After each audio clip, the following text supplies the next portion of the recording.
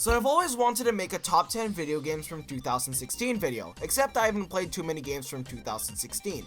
Now this will be the same case for 2017, but I played a lot of games this year and I really want to talk about them all. Still not done Rune Factory 3's review. And with 2018, my time is up for adding games to this list. The way I'll be doing this list is that I will only add games that I have played and completed in the time span of January 1st to December 31st of 2017. I will, however, make exceptions if I started a game in the last 3 months of 2016 and finished it in 2017.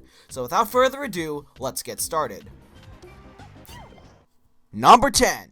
Once I learned about the existence of Harvest Moon and farming sims, I got addicted to the genre and it changed me for the better.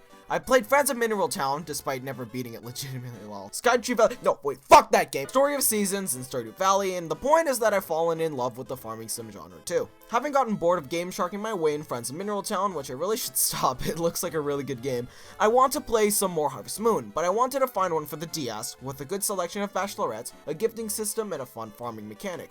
After some research, I came up with Harvest Moon Sunshine Islands. Sunshine Islands puts you on a new island full of new residents with a good farming system, better controls improving from its predecessor by not limiting the player to touchscreen controls, and since the island is brand new, it comes with a bunch of secrets to discover. The game is rather interesting in terms of being a collectathon as well, scouting for sunstones which can help rise new islands and discover new lands. Using the sunstone can help meet different characters, unlock new activities such as mining and all that good stuff. Great script, I know. Other than that, it's still your same old Harvest Moon game. Festivals, animals, harvest sprites, cool. But the reason this is so low is because I've enjoyed better farming sims out there. However, I still believed it deserved a mention nonetheless. Number 9. This is one of the games I've been extremely hyped for in 2017, having played To the Moon more than a year ago.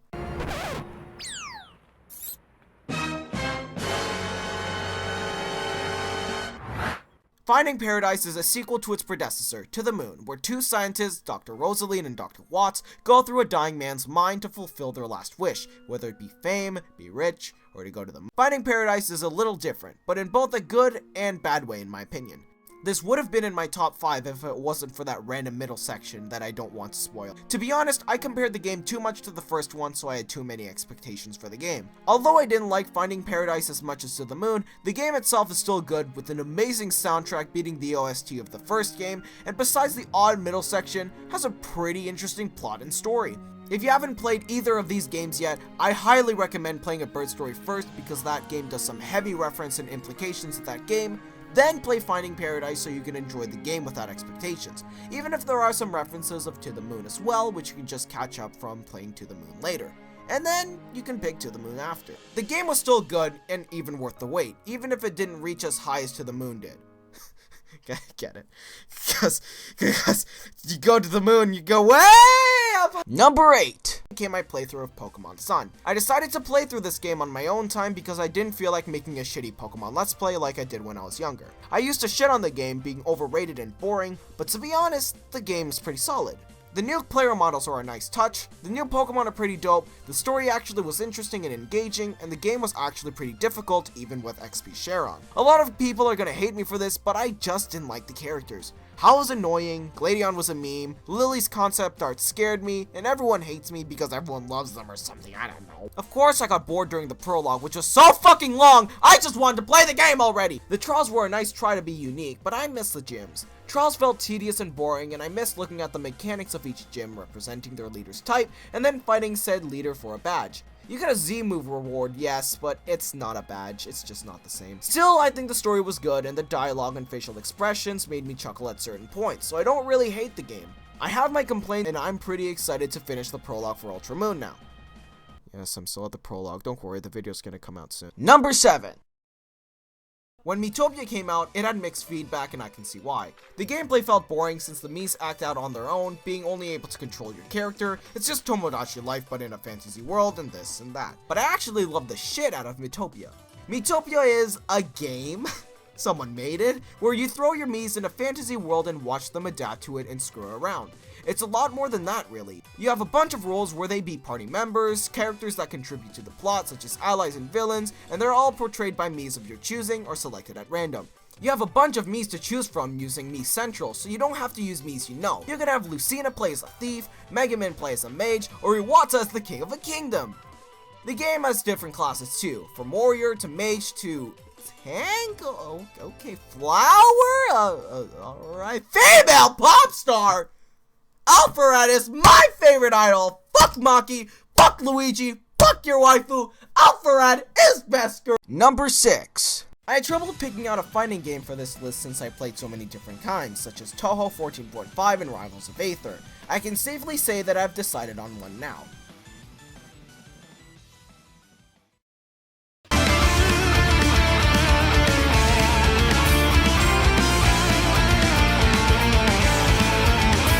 BlazBlue is a 2D side-scrolling fighter game where you can play as anime girl, or anime girl! There are currently 4 versions of BlazBlue on Steam, and I can say that I have them all. It also comes with a story mode that I'm still going through. Yes, I know I said only games I've completed will be on the list, but it's a fighting game, so fuck off. I never really was a fan of side-scrolling fighter games because of its confusing button combos and the shit ton of them, so I stuck to Smash, but I actually wanted to learn how to play the game.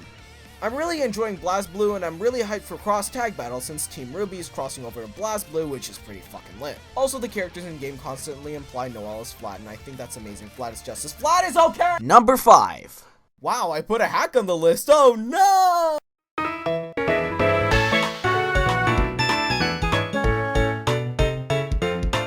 God hecking damn! Newer Super Mario Bros. DS looks amazing. I've been following this game since summer of 2017, being amazed on how much work can be put on a DS Mario platformer. Looking at hacks for stuff like New Super Mario Bros. Wii and Super Mario World are rather common, and some are pretty impressive.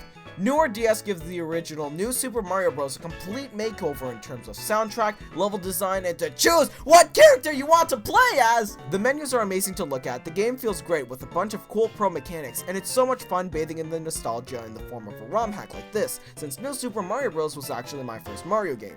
Newer DS is an amazing DS ROM hack, and I highly recommend trying it out. Thank you, Newer team.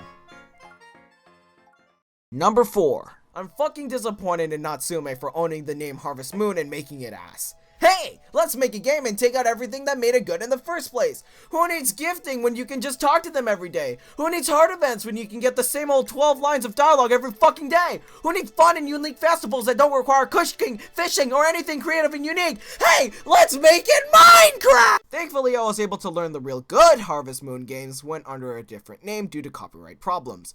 So then Story of Seasons was born. At first, I was skeptical about trying it out with the whole 9 crops at once thing, but I decided to give its latest installment a try, Trio of Towns. This game is fucking good. Trio of Towns is basically a tale of 2 towns, but with 3 towns and better. People have gift likes and dislikes, so you can learn what types of gift they prefer and boost your friendship with them.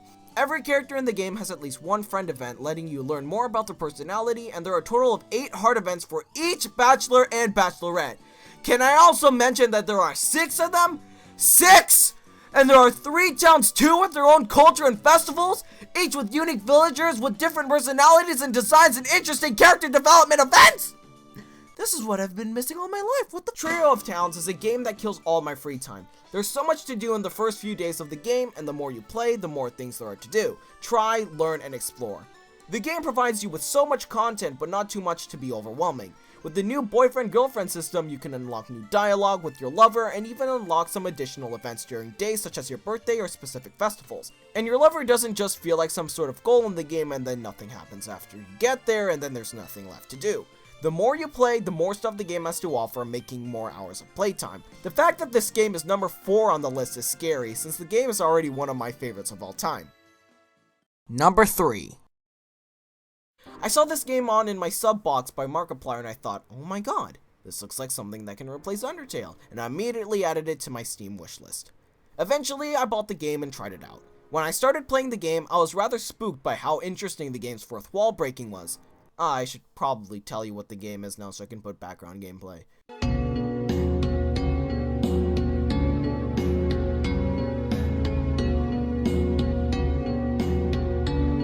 One Shot is one of the best masterpieces I've ever played in 2017. It's a fun little puzzle game bundled with a beautiful story, a great cast of characters, a few cute little interaction segments with the protagonist Nico himself, and a spooky fourth wall break to the point where it actually makes note files on your actual computer and changes your desktop wallpaper for a single puzzle. And this game is made in RPG Maker? What the hell? Playing through a one-shot was mind-blowing. The way it used other programs to progress through the game, how you were god leading a protagonist throughout your adventure, it was really engaging. The soundtrack as well was so good, really matching the atmospheres of all the worlds you visit and encounter. Everything about the game was so much fun. I have never played an indie game where I felt satisfied and complete like when I played One Shot. I really recommend this game if you like puzzle games with an interesting story, cool characters, beautiful soundtrack, and you're okay that an RPG Maker game is changing your desktop wallpapers from anime titties to a spooky puzzle. Number 2.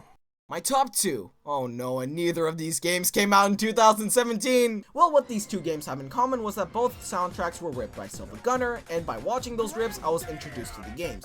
Hey, if they're up there, then staying subscribed to Silva was probably worth it, huh?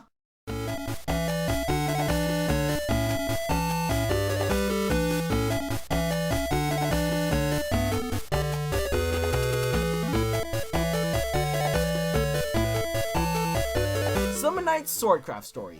It's a Game Boy Advance game that was considered to be a really good game, and underrated too, according to the comments section in Silva Gunner's rip. Playing through it, I found it to be an interesting experience with an RPG battle system like no other, and yet another great story. Plus, listen to this song in the soundtrack!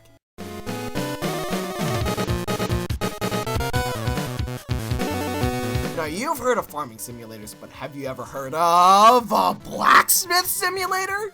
Yes, that's right! Your goal is to make weapons! And of course, it's more interesting than you think. Throughout the game, you visit multiple dungeons, gathering resources for your weapons and leveling up your stats as well. Now that portion of the game has been explained, I want to talk about the battle system. Entering a battle teleports you to a side-scrolling fighting system where you can fight multiple monsters or a single fighter on the other side. You can use different types of weapons that you've created using your blacksmith powers. Sounds cool, huh? Well, that's not all. You have magic skills too, which lets you heal, enchant your weapon, and dish out damage to your opponent in a pinch. Along with the story, the characters play a really important role in the game. You meet more people as the game progresses, and you can form a bond with the character at the end of each day. Depending on what character you talk to the most can change your playthrough as well, and sometimes refusing to go places can change your playthrough as well. I feel like the freedom the game gives you makes the replayability value that much better, and plus the story itself is pretty fucking good, and even emotional at times. I haven't even explained half of the game. I completely agree with the comments section. The game is great and really underrated. I really recommend this game if you want to try a new type of RPG and battle system as well as blacksmith simulating. Number 1. Farming sims have ruined me. The option to marry a character you spent time with, put effort in learning their likes and dislikes, watching their feelings for you slowly change the more you spend time with them, unlocking more events to discover more about the character, and even surpassing looks to realize that you like the character more than you thought you did. This game does this and even more, and blends everything I love in games. A good soundtrack, good characters, content, starting from nothing and eventually earning the trust of the villagers around you, getting respect and love, earning what you work for, and a good story. Wait a second, this is sounding more like... Rune Factory 3 is not only the best game I've played this year, but the best game I've ever played, period. It's a spin-off to Harvest Moon, and I wonder that if in Silva Gunner's rip it didn't say a fantasy Harvest Moon game, I probably wouldn't have been so interested in trying it out. The game is beautiful, and I really want to make a review out of it explaining more in detail why I love this game to bits, that I even bought a physical copy to play on the go when I'm bored without needing a laptop to emulate the game with inconsistent frames. But I've been procrastinating so bad it's horrible! I have all the footage I need and it's still a year and I haven't started! Rune Factory 3 is one of the most content-heavy games I've ever played. Unique festivals that are fun and exciting, such as the flea market, where different villagers have different shops and games to choose from. The Turnip Festival, where you fight against 3 villagers by throwing turnips spawning on the ground, racking points the more villagers you hit, and the music. Oh, the music that plays through the festival!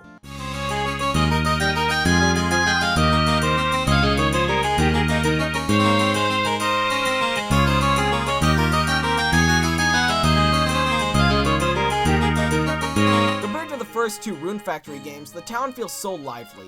The villagers actually run around and greet you when they see you with a pleasant good morning or a fun little comment like Monica threatening to bite you if you go near her sister. The game gives you 11, that's right, 11 fucking bachelorettes, and there's one for everyone. I love each and every one of them.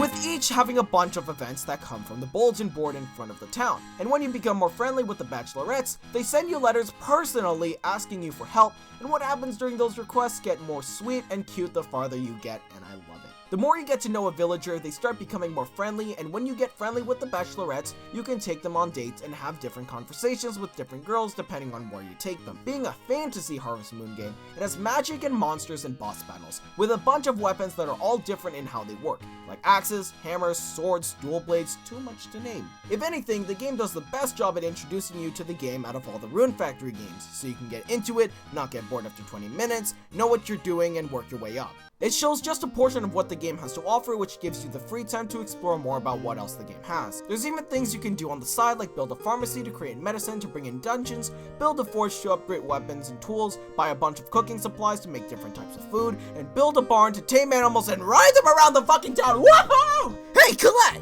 Do you have a Heracross? I didn't think so! I have a Heracross! Bow to me, peasants! What? Whoa.